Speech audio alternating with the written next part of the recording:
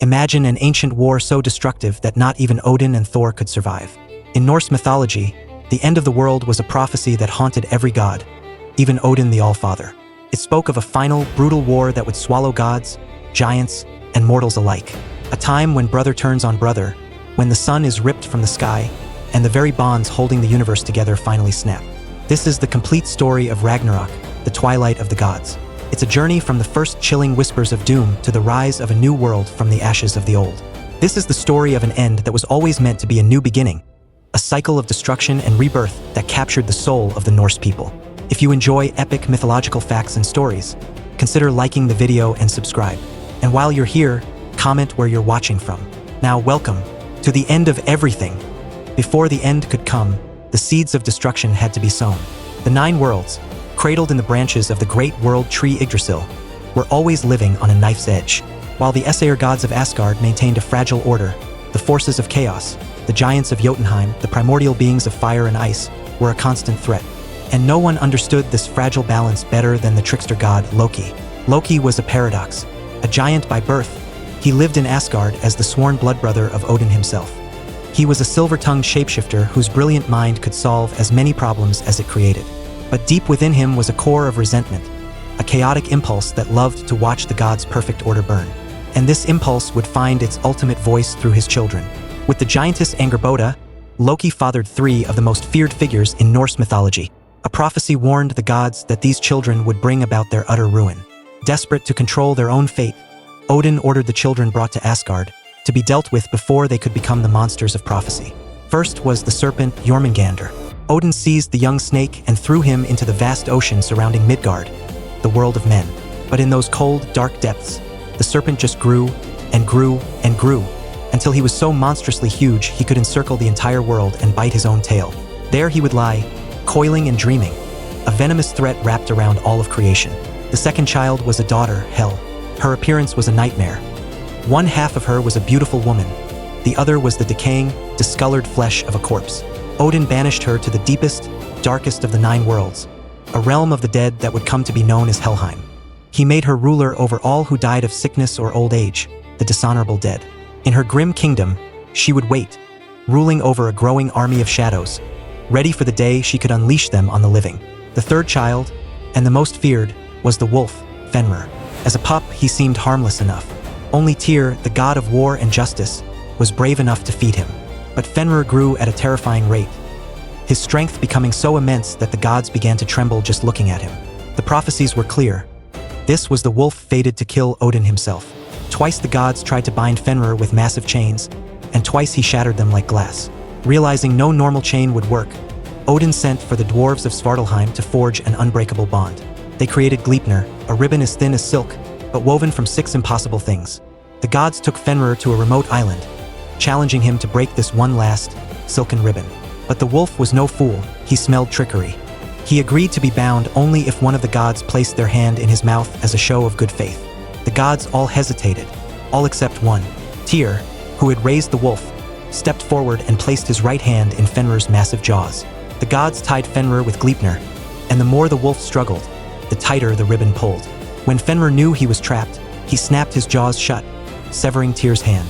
The gods, all but the now one-handed Tyr, let out a roar of relieved laughter. They chained the wolf to a boulder deep in the earth and jammed a sword in his mouth to keep his jaws agape. Their Fenrir would remain, howling in fury, dreaming of the day he would finally get his revenge. The gods thought they had contained chaos. In reality, they had only given it time to grow. They had created 3 powerful enemies, each with a personal reason to hate them. The stage was set. All that was needed was one final push, a tragedy so deep it would shatter Asgard's heart and make Ragnarok inevitable. The true beginning of the end, the point of no return, was the death of Baldur.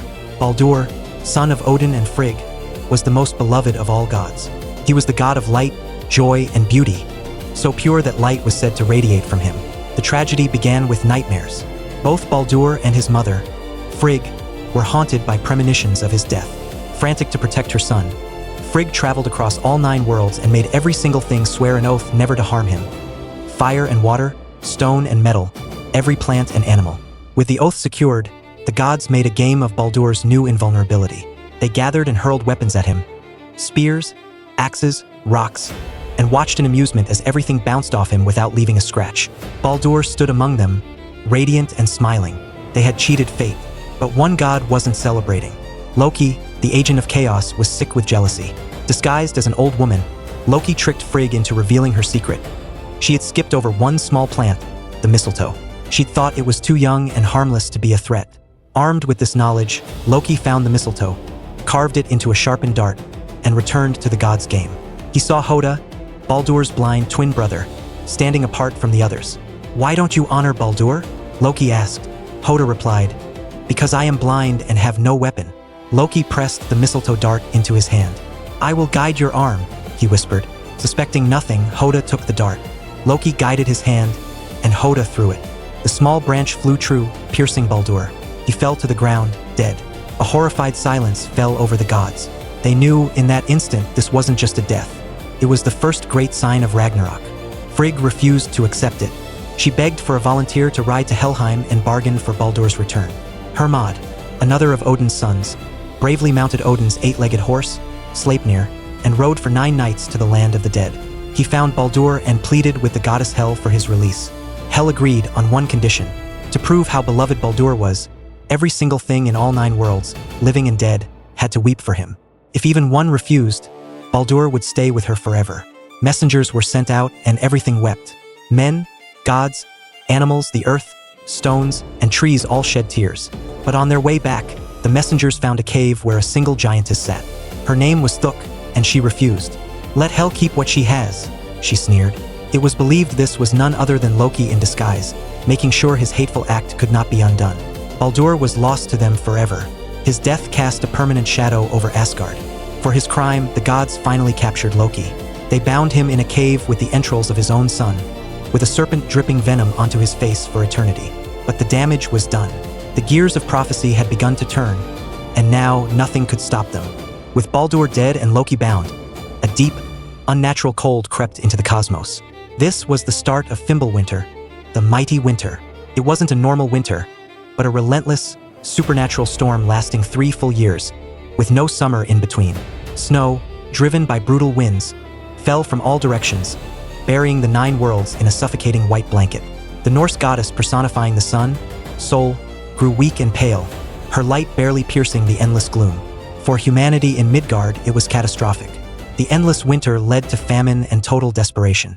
As society crumbled, the laws of kinship and civilization broke down. The Eddic poems describe a world in chaos. Brothers will fight and kill each other, sisters' children will defile kinship. An axe age, a sword age, a wind age, a wolf age, no man will have mercy on another.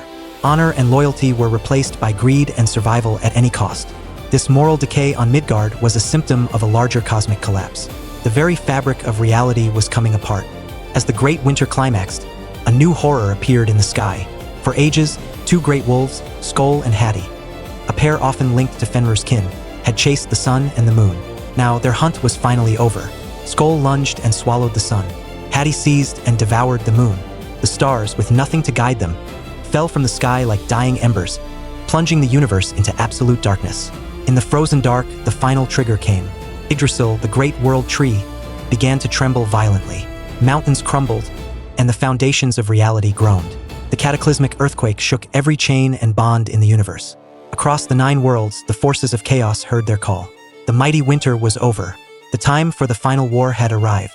That great tremor was the signal. Across the cosmos, chains snapped. The first to break free was the wolf, Fenrir. Deep in the earth, the magical ribbon Gleipnir broke apart. With a howl that shook heaven and earth, Fenrir was loose, his jaws stretching so wide they scraped the sky and the ground as he charged toward the final battlefield. At the same time, Jormungandr, the Midgard serpent, awoke in the sea. He rose from the depths, his massive body creating tidal waves that flooded the lands, spraying his deadly venom into the air and poisoning the sea and sky. The rising floodwaters broke the moorings of a horrifying ship named Naglfar, a vessel built entirely from the untrimmed fingernails and toenails of the dead. Its crew was an army of frost giants from Jotunheim, with the giant Hrym at the helm. And sailing from another direction, now free from his own torment, came Loki. Some sources say he steered Naglfar, while others say he captained his own ship filled with the dishonorable dead from Helheim. But either way, he was leading an army against his former brethren. As these armies surged forward, the sky itself tore open. From the fire realm of Muspelheim came its ruler, the giant Surtr, wielding a sword that burned hotter than the sun. Behind him marched a legion of fire giants. They charged across Bifrost, the rainbow bridge to Asgard, but the bridge couldn't take their fiery weight. It shattered behind them, cutting off the realm of the gods forever. All these forces, Fenrir, Jormungandr, Loki, Hrym, and Surtr, converged on a single, vast plain designated by fate, Vígríðr. In Asgard, the watchman Heimdall saw them coming.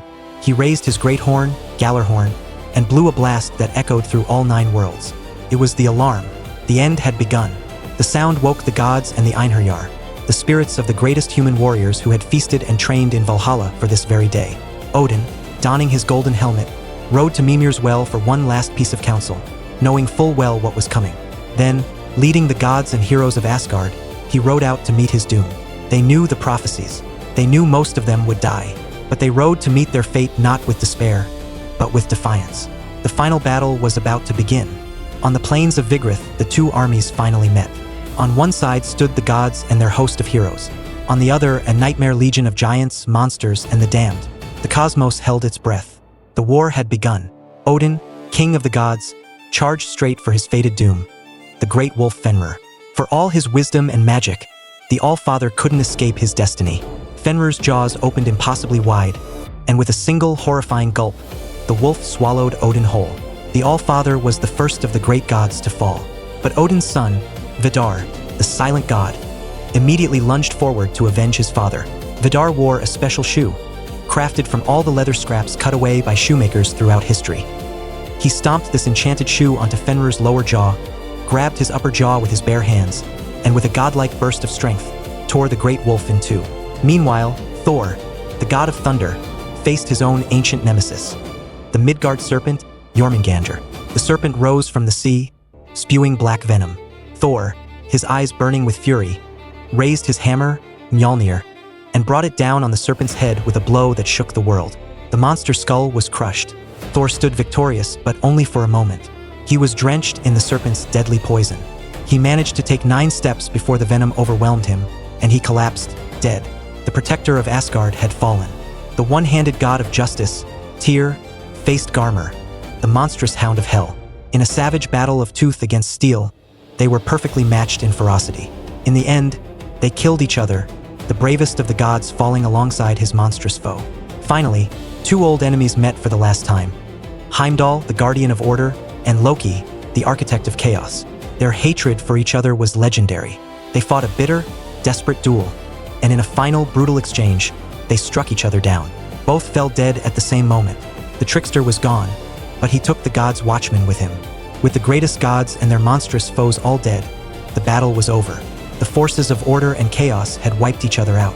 Surtr, the fire giant, raised his flaming sword high and unleashed his primordial fire across creation. Yggdrasil, the world tree, burned.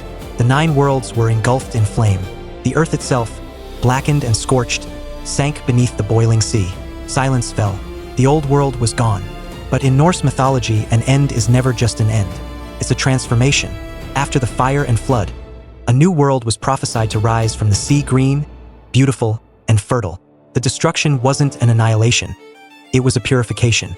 Just before being devoured, the old sun goddess, Sol, had given birth to a daughter.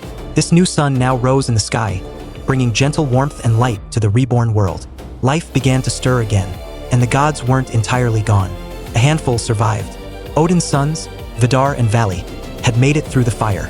Thor's sons, Modi and Magni, also survived, and together they found their father's hammer, Mjolnir, lying in the grass, ready to protect the new age.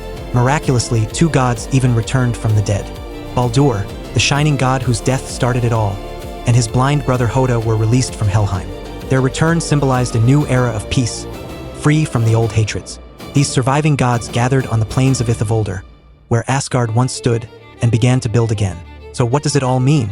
Ragnarok is much more than a simple apocalypse story. Creation and destruction weren't opposites, but part of the same eternal cycle. Even the gods were mortal. Even the cosmos itself had a lifespan. Thank you for witnessing the Twilight of the Gods. This has been the complete story of Ragnarok.